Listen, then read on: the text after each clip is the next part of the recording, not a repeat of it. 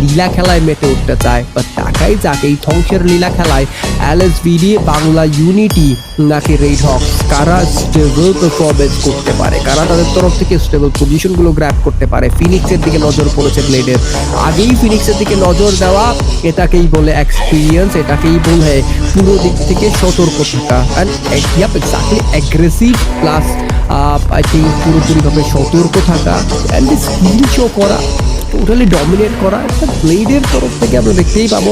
আর এটাই হওয়া উচিত, সতর্কভাবে এগিয়ে যাবে, হামলা চালাবে, ডাবল ভেক্টর ইউজ করছে আব্দুল্লাহ, বাট তাকে ছাড় দেওয়া হবে না।